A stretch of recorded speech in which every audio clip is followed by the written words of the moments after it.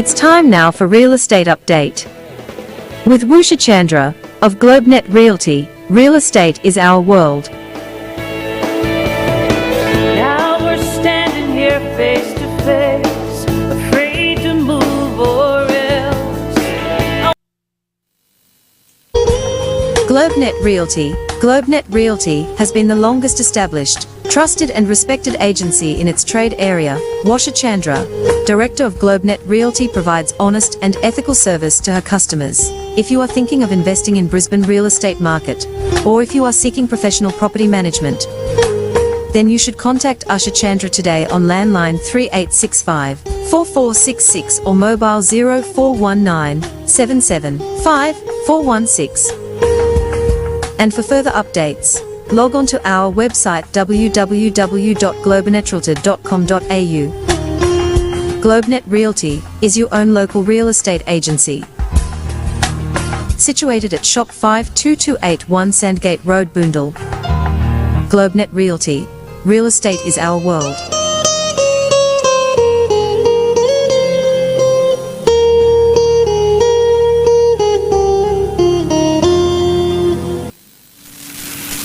Well, ladies and gentlemen, once again, welcome to this very special segment where we look at real estate updates with Usha Chandra. And today we'll have a slightly different report from the previous weeks, because it is that time of the year when we're coming towards the end of the year. And the second half of the year reporting has been presented as well. We saw that report with PRD. And of course, that ties in very well, very nicely with Globenet Realty. And with that, welcome to the show. Thank you so much for having me on the show. Well, it is always good to have you on the show. Well, today let's look at the Australian housing market, and of course over the year, with the reports up to November, obviously, because we are still in December. And of course, if you could also let us know, when we look at the Australian economy, where does property sit in the overall scheme of things?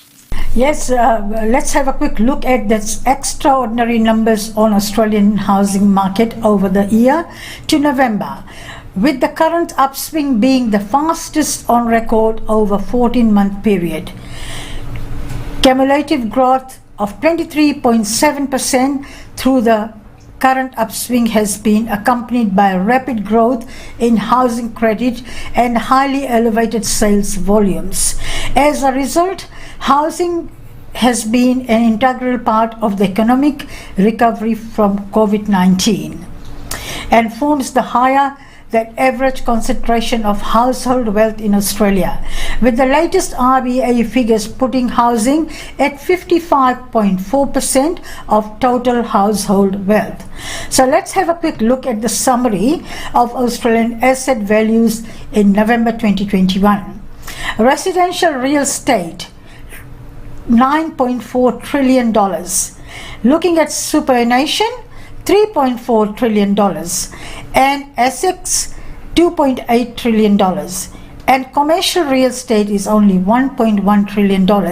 So the largest number of growth is in residential real estate, 55.4%. Looking at the spending of $9.4 trillion. So we always say residential real estate is the best investment, and the results speak for itself. So let's have a quick look at what else the market has been doing. Well, of course, it is quite interesting to see that the average concentration of household wealth, when distributed that way, 9.4 trillion in residential real estate. So that is as you have quite rightfully mentioned, that results speak for themselves. You might say whatever, but show me the figures, and figures don't lie. So how has this been made possible? And looking at all the activities, so what have been some of the contributing factors? Yes, looking at the strong housing market activity has been supported by a combination of factors, including low interest rates, a low cash rate is the key driving house demand, with RBA estimates that 1% point reduction of cash rate and can lead up to an 8% point increase in property prices. through 2020. The official cash rate target was reduced 65 basis points, which in turn has pushed mortgage rates to record lows. So the major factor is the low interest rate over there for the strong housing market. And facial and institutional support. 2020 saw the introduction of many demand-side incentives for housing. These include the first home loan deposit scheme that was offered by the government, the home builder scheme, the first home owner deposit scheme, for the new homes. Actually, the new homes where the further grant was the stamp duty. So with all the first new home buyers, if they bought under the 500,000, there was no stamp duty. So that was another incentive for a lot of people going out of rental properties into their new homes, and that was the major factor. The interest rate, low interest rate, the builders scheme as well, first home loan deposits, and the superannuation. There's three or four major factors that has driven the housing market to such a great success. Well, that is amazing that we, when we look at the non-physical ones, and of course in the first report we saw that the housing market was, and the job seeker for there with the coronavirus supplement, and also has helped Australian service housing costs to such as rents and the mortgage repayments. At the height of national restrictions in June 2020 quarter, around 43% of government stimulus payment in response of COVID-19 were used for servicing mortgages, rents, bills and other personal debts, alongside home loan repayments deferrals. So there was quite a lot of deferrals for home loans. A lot of major banks gave people 6 months or 12 months to defer the payments. These household support measures stabilized the supply side of housing through 2020 by preventing distress sales, and these repayment deferrals were reintroduced in the lockdown period of 2021 as well. So there was quite a few large major factors that has driven to the housing market, and the job keeper and the job seeker were a blessing in disguise from the government as well.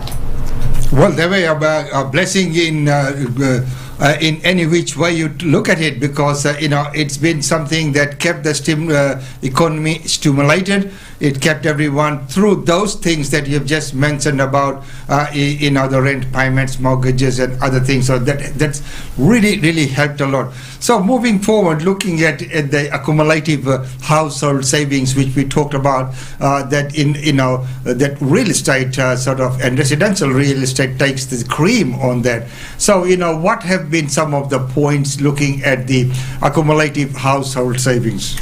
Yes, an accumulation of household savings, strict pandemic lockdowns, so inhibited short-term consumption and increased government welfare payments, which contributed to an increase in the household saving rate to 23.6% through to June 2020, against then a decade average of 6.9%.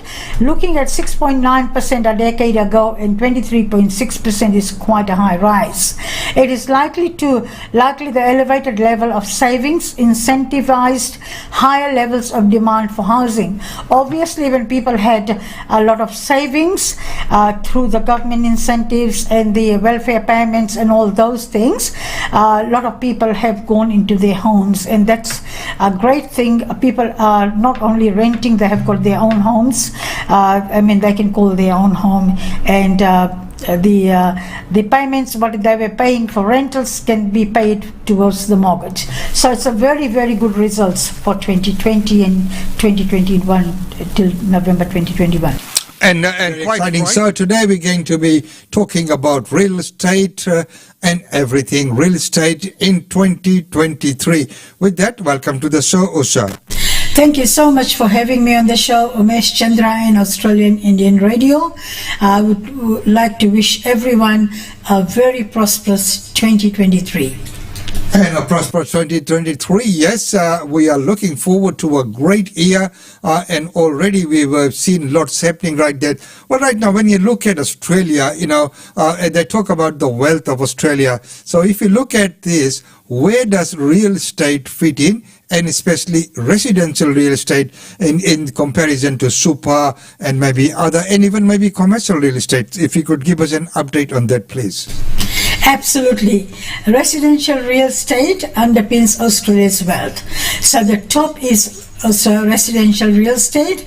$9.3 trillion is in residential real estate. Australian superannuation, 3.3 trillion. And Australian stocks as well. Let's have a quick look at that. 2.8 trillion, and commercial real estate only 1.3 trillion. So looking at the top is residential real estate.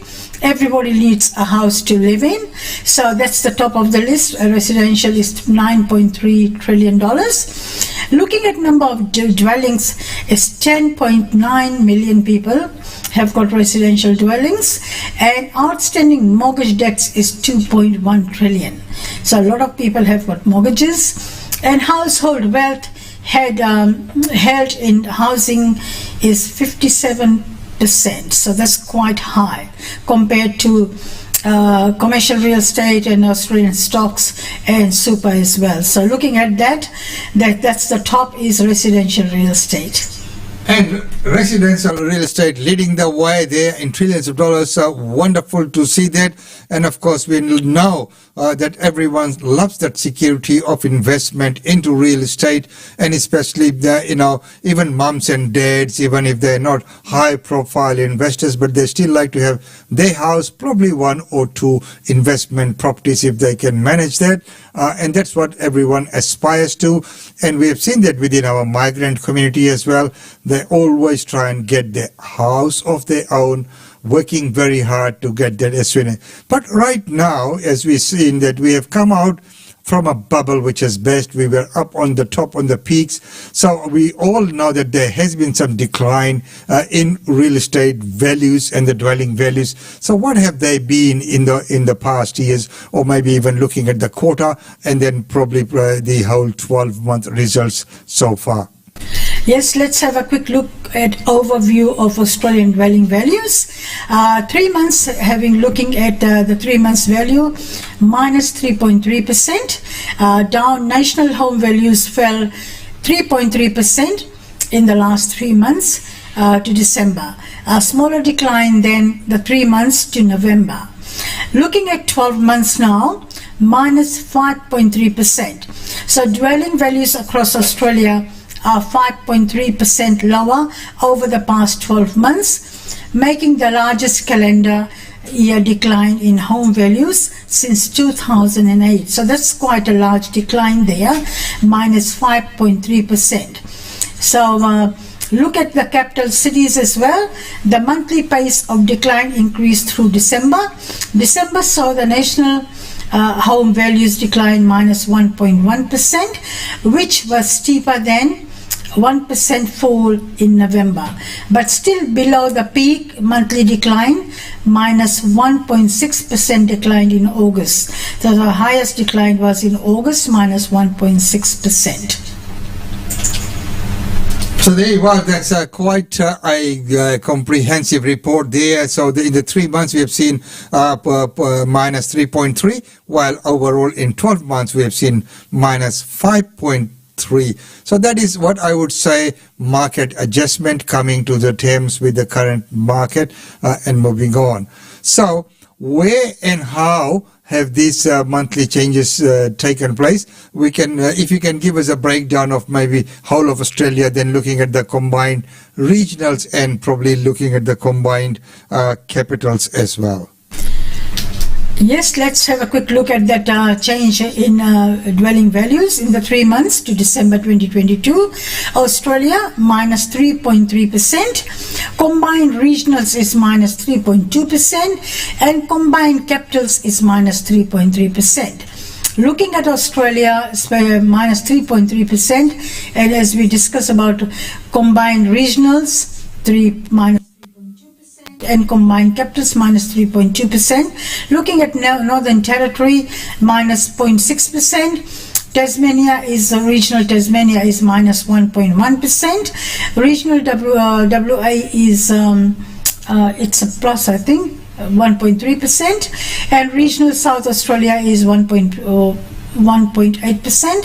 So Queensland is regional is minus 3%, Victoria is minus 2.9%, regional New South Wales is minus 4.5%, and Canberra is minus 3.3%, Darwin is minus 1.1%, Hobart is minus 4.9%, Perth is, there's no minus, Perth was really good, Adelaide is minus 1%, and looking at Brisbane, minus 5.4%, Melbourne is minus 2.9%, and Sydney is minus 4%. So that's a lot of minuses there throughout Australia. Well, they are, and maybe, when we look at overall percentage, which is minus 3.3 Australia-wide, so that's where we are. But what about the 12 months? Maybe if we didn't go into individual cities, maybe just if we looked at overall Australia, then the combined regionals and the combined capitals for the 12 months now, if we could. Yes, looking at the 12-month changes, changes in dwelling values 12 months to December 2022. So Australia was minus 5.3%, combined regional was minus 0.1%, and combined capitals was minus 6.3%. So that's the total change for 12 months. And that does paint a picture when you look at 5.3, which has come from minus 6.3 and minus 0.1%. So combined regionals is not in minus, it's actually 0.1% rise, and combined capitals took a dip down at minus 6.3. That left us with overall Australia position at minus 5.3. Some amazing results there. Well, once again, let's take a look at some of the capital cities. So let's go from Sydney, Melbourne, and then we'll probably come to Brisbane and Adelaide as well. So first of all, if you could give us, based on those figures that we have just talked about, what it reflected to in terms of these major cities. Values declined minus 1.4%. The over-quarter dwelling values decreased by minus 4%, and over the past year, the dwelling, look at that, the decrease is minus 12.1%. Looking at Melbourne, December, Melbourne was minus 1.2%. Over the quarter dwelling values decreased by minus 2.9%, and the overall for the year minus 8.1%. Let's have a quick look at Brisbane. December dwelling was minus 1.5%. Over the quarter dwellings values decreased by minus 5.4%, and over the last 12 months decreased by minus 1.1%. Looking at Adelaide, it was only a small minus there, minus 0.4%. Over the quarter dwelling was minus 1%. And over the last 12 months was plus actually 10.1%. So that's pretty good results there. So that's the results of Australia-wide major capital cities. And that's amazing figures in Adelaide, 10.1, where other ones are up to minus 12, when we looked at Sydney. So, amazing. And throughout the year, when we presented our report, so when we looked at the monthly ones, we could see that. And here the result speaks for itself. Well, right now, moving on to the market, let's take a look at prediction and what's actually happening out there right now. So what are the capital cities listings for this period? Yes, looking at the listings throughout the capital cities, Brisbane is 1,775, very down. Normally around November it was about 4,000. Sydney is 1,966. There were about 12,000 listings there, so listings are down everywhere. Canberra is 254 new listings. Melbourne is 2,222 new listings. Adelaide is 785 new listings. Darwin is only 87 new listings come through. Perth is 1,813 and Hobart is 154 listings for the month. Right, so when we look at the listings for sale, we also know that there's been lots of talks about rentals, so we'll talk about what's happening in rental area later on, but right now let's take a sweeping look around the country and look at what's available for rent in each and every capital city. Yes, looking at Brisbane City first, 4,092 new rental properties, a lot of rental properties have come on the market. Sydney is 8,778 properties, large number of listings in rentals. Canberra is 843 and Melbourne is 8,798. Looking at Adelaide, 1,319. Hobart, Darwin is 277. Perth is 2,394 new listings. And Hobart is 328. So looking at the combined capital cities, there's 27,029 new listings in rentals. Huge number of rentals coming on the market. So it is good to see that there is still a lot of rentals coming on the market. Let's take a very quick look at rental snapshot for December 2022. Maybe if we looked at the medium rent and the gross yields for those capital cities. Yes, let's have a quick look at Sydney. Sydney market is $679 per week. So the current yield is 1.4%.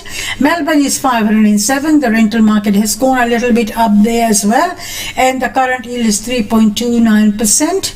And Brisbane is $588 per week, and the current yield is quite good there, 4.919%.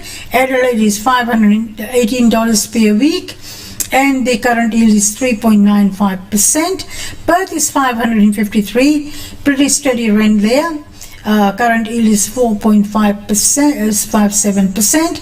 Hobart is $552 per week, and current yield is 4.12%. Darwin is $594 per week, and current yield is 6.26%. Canberra is $681 per week, and current yield is 4.11%. So let's have a quick look at the combined capital cities.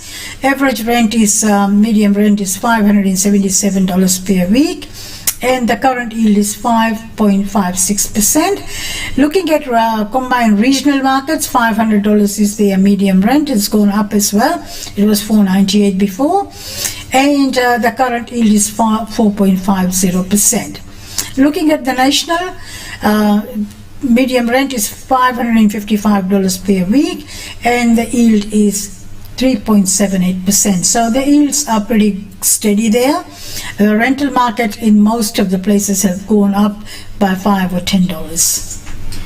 So the best growth in sales wide was Adelaide, and rental yields wise Darwin takes the cake. That's amazing. So very well done. Well, right now I'm also conscious of the time, so let's take a look at the top two sales in Queensland. Yes, looking at the top two sales in Queensland, Broadbeach, 7.19 Broadbeach Boulevard. It's 4 bedrooms, 4 bathrooms, 4 cars, and that's sold for $7,300,000. And looking at the next one in Mermaid Beach at 105B Albatross Avenue, there's 5 bedrooms, 3 bathrooms and 3 cars, and that's sold for $7 million. So top sales of Queensland are both here in the coast. Right at the coast, and 7.3 and 7 million. Wonderful to have that kind of loose change with you. But looking at the Broadbeach and Mermaid Beach, so despite the weather conditions and everything that people are often talking about, the beach and the water still attracts people and attracts those wonderful prices. Well, right now to the finish of today's segment, just a quick brief update on your area. At the north side of Brisbane, Boondall Tigam area, the sales are slow, very slow at the moment. Still a lot of people are on holidays. Rental market is very good. We have rented one property with about 29 applications. There was 484 inquiries on that property, and we have got another listing in the same area where we didn't have to even advertise. We have got 29 applications, and we are going to rent to one of the applicants the second house, which is at 7 Calrossi Place in Boondall. So looking at that, slowly the people are coming back in the marketplace and coming back from holidays, and school will be starting soon, so a lot of people will be investing as soon as the school starts and people are back from holidays. So that's the area report from our area, Boondall Tigam, on the north side of Brisbane. If anyone is looking for rental properties or management or selling the property, please contact us on 3865 4466, and one of our friendly team members will be able to assist you in buying, renting or managing. Thank you for having me on the show. And wonderful to have you on the show as usual, and it's very, very good to see that there's lots of activities happening. And I think you have rightfully mentioned up there that people will now be getting back into the swing of things. We know that many people have just come back to work. Some came back earlier, some came back last week, but most of the people are coming back on this week. So until next week, ladies and gentlemen, it's goodbye from us. Globenet Realty. Globenet Realty has been the longest established, trusted and respected agency in its trade area. Usha Chandra, Director of Globenet Realty, provides honest and ethical service to her customers. If you are thinking of investing in Brisbane real estate market, or if you are seeking professional property management, then you should contact Usha Chandra today on landline 3865 4466 or mobile 0419 775 416. And for further updates, log on to our website www.globenetralty.com.au. Globenet Realty is your own local real estate agency. Situated at Shop 52281 Sandgate Road, Boondall. Globenet Realty. Real estate is our world.